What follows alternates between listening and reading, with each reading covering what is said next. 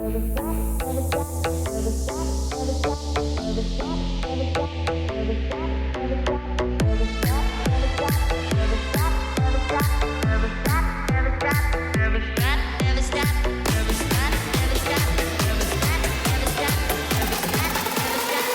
stop dreaming.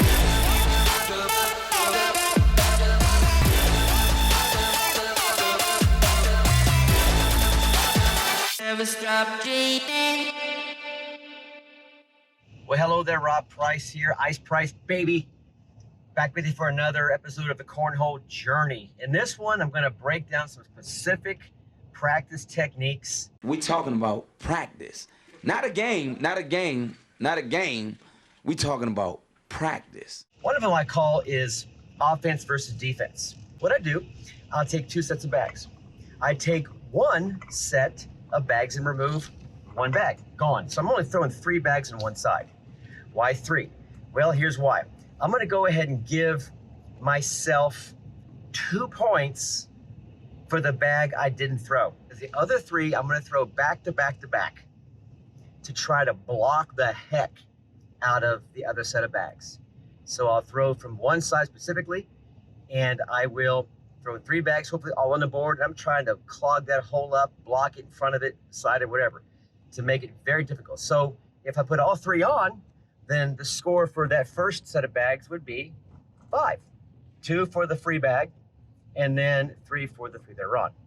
Now here's the deal. If I happen to throw a bag in the hole on accident, then that's the price you pay and you don't get any points. You lose even 1 point. So what that does is it forces you to actually want to block. So I'm penalizing myself for putting it in the hole. Imagine that, because I'm working on blocks. I don't want to put it in the hole. I want to block. He cannot go. He cannot go helmet to helmet. Now I'm throwing 4 of the other bags, and I'm down 5-0. I get a chance to throw all 4 bags back to back to back to back. However, if I put a bag next to the hole right in front and it ends up going in the hole because the other set of bags knock it in, then of course I'll take the 3. Of course. I have found that this is an outstanding way to work on getting around defensive bags and blocks and work on your pushes. If the 3 defensive bags were horrible, which could be the case sometimes, you throw a bunch of bumpers and it's just, all kinds of backboards and stuff, then the 4 bag better capitalize. And it's a chance to work on where they say, punish them. Punish it for me, Errol. Make them pay. If you have a competitor, an opponent that that's throwing bad, you better jump on it. Don't have any mercy, 0 pity, 0 mercy.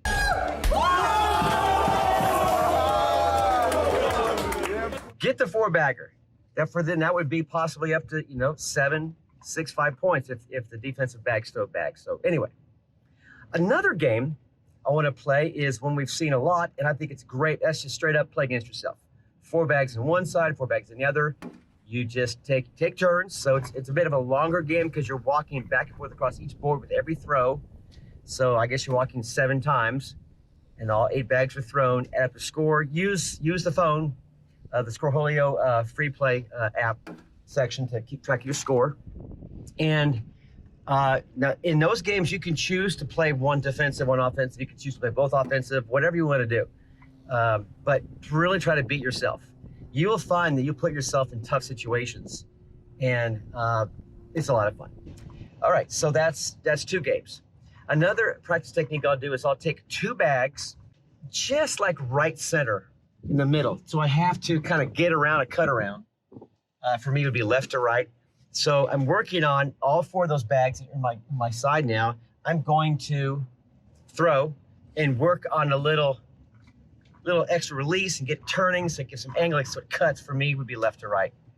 Then I'll walk down to the other side of the board. But before I leave those boards, I'll set 2 more bags down right below me on just the other side, right? So now it's going to be just left of center, so that I have, when I throw a skinny cut shot, like Trey Rader likes to say, we've got to get skinny. And for me, cutting would be right to left with the left side. when I'm throwing on board. So I'll step out and work on moving that bag from right to left.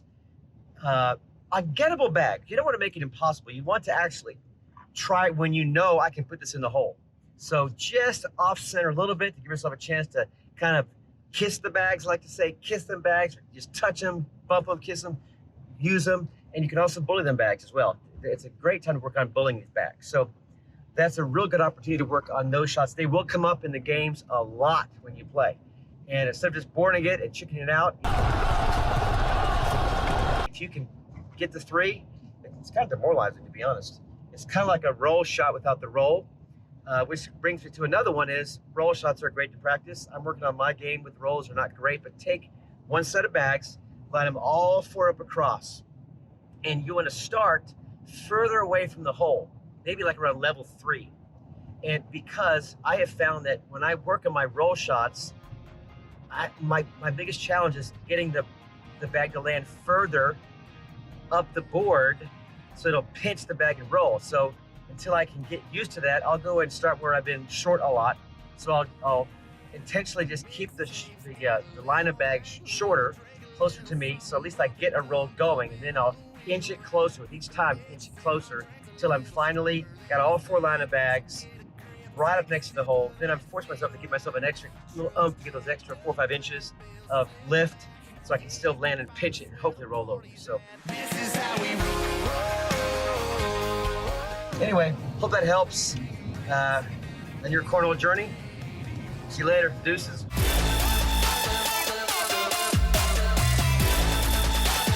Never stop dreaming.